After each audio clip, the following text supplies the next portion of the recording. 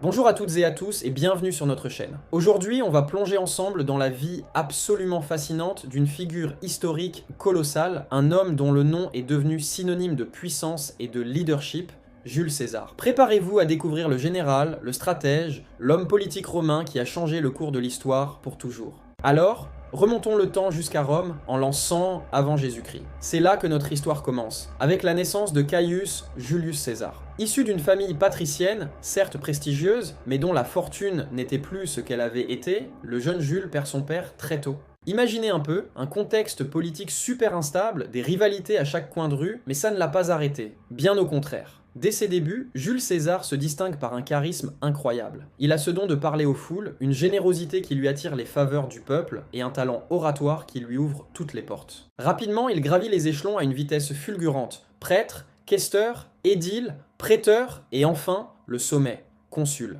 C'est le début d'une ascension qui va le propulser au-devant de la scène romaine. Mais là où César va vraiment entrer dans la légende, c'est sur les champs de bataille. En 58 avant Jésus-Christ, il prend les rênes des armées romaines et se lance dans une aventure audacieuse, la conquête de la Gaule. Une entreprise colossale. Victoire après victoire, il démontre une stratégie militaire inégalée. Qui n'a jamais entendu parler de la bataille d'Alésia, où il soumet le grand Vercingétorix? Grâce à lui, l'Empire romain s'agrandit considérablement, annexant des territoires immenses. Et ce n'est pas tout. César était aussi un communicateur hors pair. Ses récits de guerre, les fameux commentaires sur la guerre des Gaules, ne sont pas de simples rapports militaires. Ce sont de véritables best-sellers de l'Antiquité qui font de lui une légende vivante aux yeux de tous les Romains. Un véritable génie de la propagande, bien avant l'heure. Évidemment, tant de succès, ça fait des envieux. À Rome, la popularité et la puissance de César commencent à sérieusement inquiéter ses adversaires politiques. En 49 avant Jésus-Christ, il prend une décision irrévocable, un acte lourd de sens qui va changer l'histoire. Il franchit le Rubicon avec ses légions,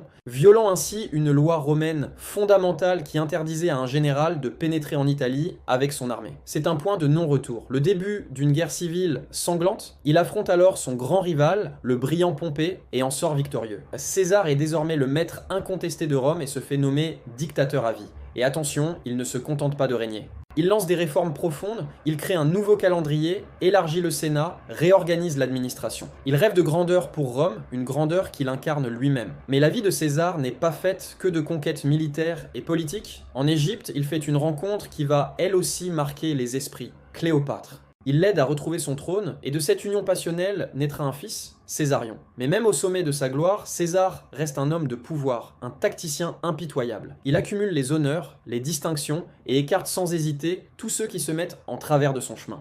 Une attitude qui, inévitablement, engendre de nombreuses jalousies, et parfois même parmi ses plus proches, ceux qui partageaient ses repas et ses victoires. La puissance attire, mais elle isole aussi. Et c'est là que l'histoire prend un tournant tragique. Le 15 mars 44 avant Jésus-Christ, les Ides de Mars. Jules César se rend au Sénat sans se douter que son destin est scellé. Il est assassiné par un groupe de conspirateurs, dont certains de ses amis et alliés, comme Brutus et Cassius. Sa mort est un événement cataclysmique. Elle marque la fin de la République romaine et, ironiquement, ouvre la voie à l'avènement de l'Empire romain sous le règne de son héritier, Auguste. Aujourd'hui, près de 2000 ans plus tard, le nom de Jules César résonne encore. Il incarne le génie politique, l'ambition sans limite et l'art de conquérir, que ce soit des territoires ou des cœurs. Il nous rappelle qu'une seule vie peut transformer le monde. Merci infiniment d'avoir voyagé avec nous dans l'histoire de ce personnage extraordinaire. Si cette plongée dans l'Antiquité vous a plu, n'oubliez pas de laisser un pouce bleu, de vous abonner à la chaîne et de partager cette vidéo. Dites-nous en commentaire quelle autre figure historique vous aimeriez voir sur notre chaîne. À très bientôt pour une nouvelle aventure.